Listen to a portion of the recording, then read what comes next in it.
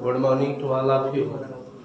देखिए, क्लास 12 का physics first physics में चैप्टर है विद्युत चुम्बकीय प्रेरण। उसमें प्रीवियस वीडियो में आपको मैग्नेटिक इंडक्स यानी मैग्नेटिक फ्लक्स के बारे में पढ़ाए थे। उसमें चुंबकीय फ्लक्स क्या होता है, माइकल फैराडे का विद्युत चुम्बकीय प्रेरण संबंधी प्रयोग पढ़ाए थे। अब आइए आपको पढ़ाने चल रहा है माइकल फैराडे ने जो एक्सपेरिमेंट किया था उस पर आधारित उसने 2 नियम दिया था, ठीक है ना। फैराडे के विद्युत चुम्बकीय प्रेरण के नियम, ठीक है ना।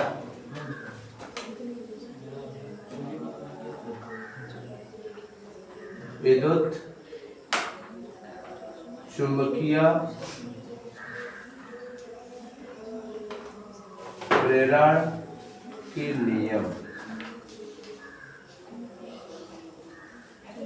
Law of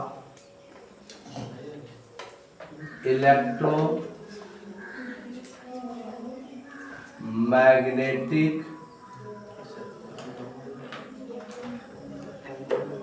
induction of Faraday.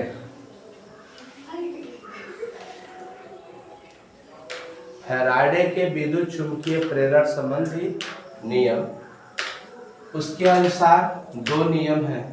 पहला फर्स्ट लॉ,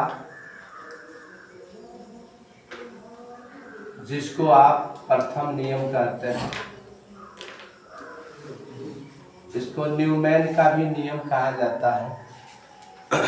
माइकल फैराडे के अनुसार फर्स्ट लॉ बताया गया था, जब किसी परिपथ से बल चुंबकीय फ्लक्स में परिवर्तन होता है तो उसमें एक प्रेरित विद्युत वाहक बल उत्पन्न होता है। यह प्रेरित विद्युत वाहक बल उसमें फ्लक्स परिवर्तन के ऋणात्मक दर के समानुपाती होता है। इसी नियम को माइकल फैराडे का फर्स्ट लॉ कहते हैं, यानी in proportional to minus delta phi by delta T. इस इन प्रोपोर्शनल को हटाते हैं तो एक नियतांक लिखना पड़ता है, ठीक है ना। यहाँ पर के हो जाएगा into minus delta phi by delta t. Where लिखना पड़ता है, where k equal to constant, k equal to constant. If k की वैल्यू कितना हो जाए, 1 हो जाए, तो इक्वल टू हो जाएगा minus delta five by delta T. यदि इसमें फेरों की संख्या, यदि कुंडली में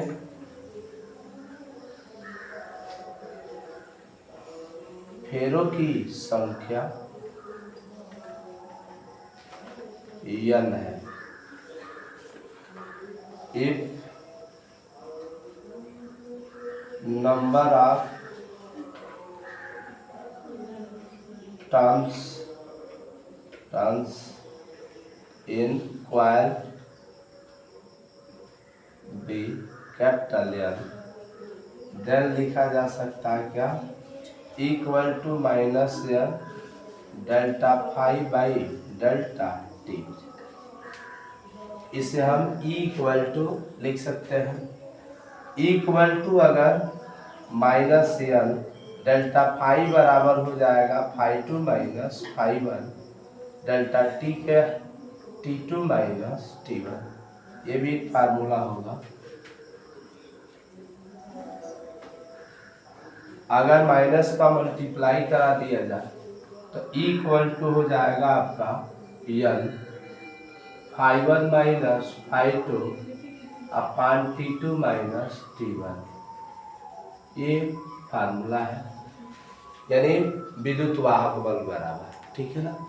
सेकंड, इसे न्यूमैन का भी नियम कहते हैं। इससे पूछा जा किसका नियम कहा जाता है, तो इससे याद रखे रहना, न्यूमैन का भी नियम कहा जाता है।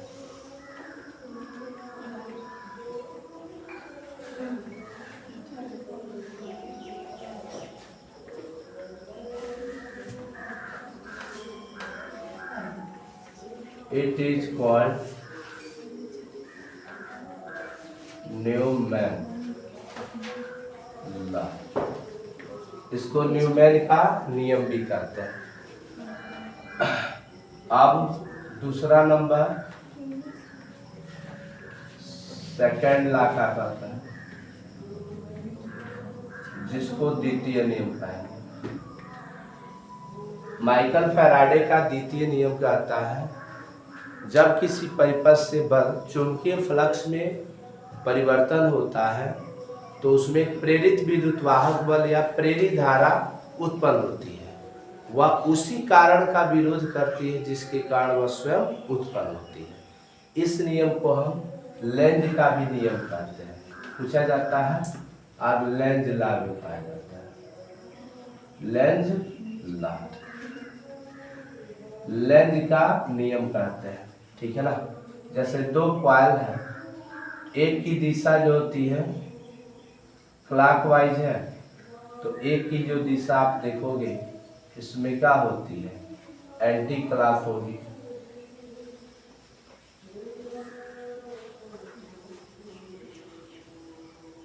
यदि वह उसी कारण का विरोध करेगा जिसके कारण वह क्या होता है, स्वयं उत्पन्न होता है। ये दो नियम बोर्ड एग्जाम के लिए बहुत इंपॉर्टेंट हेडिंग है। ये था माइकल फैराडे के विद्युत चुंबकीय प्रेरण के नियम। अब पूछ देता है कि प्रेरित विद्युत वाहक बल, प्रेरित धारा और प्रेरित आवेश के बीच में क्या संबंध होता है, ठीक है ना। एक हेडिंग पढ़ाते हैं, प्रेरित विद्युत धारा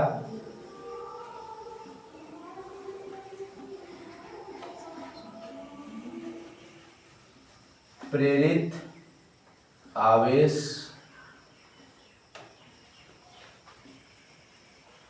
के बीच संबंध।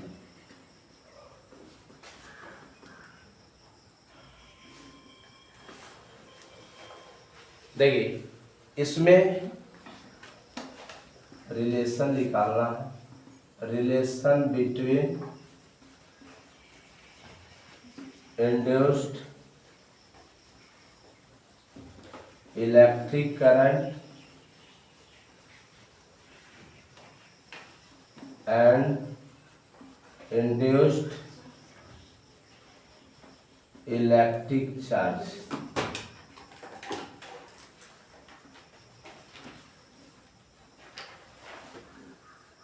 प्रेरित विद्युत धारा तथा प्रेरित आवेश के बीच में संबंध। अगर मान लें, माना प्रेरित विद्युत वाहक बल E, ठीक है ना, प्रेरित धारा I तथा प्रेरित आवेश Q है। तो अभी आपने एक फार्मूला पढ़ा है, E equal to minus delta phi by delta t वाला ये रिलेशन आपने पढ़ा है।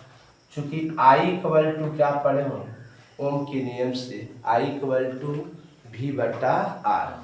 तो ये एक प्रकार का विभव ही होता है। ये प्रेरित विद्युत वाहक बल को हम क्या करते हैं, विभव ही करते हैं। यानी V बटा V के स्थान पर क्या लिखोगे, E अपान R हो जाएगा। E के स्थान पर हम वैल्यू पुट कर सकते हैं, यानी into delta phi by delta T upon क्या हो जाएगा, R। ये फार्मूला हो जाएगा I की वैल्यू क्या, प्रेरित धारा। ये संबंध निकालने के लिए दे देता है। चूंकि अब आवेश इक्वल टू आपने क्या पढ़ा है, Q equal to I into t होता है, यानी डेल्टा टी लिख सकते हो, टाइम डिफरेंस। तो इसको प्रेरित धारा कहेंगे, प्रेरित धारा कहेंगे, और इसको प्रेरित आवेश।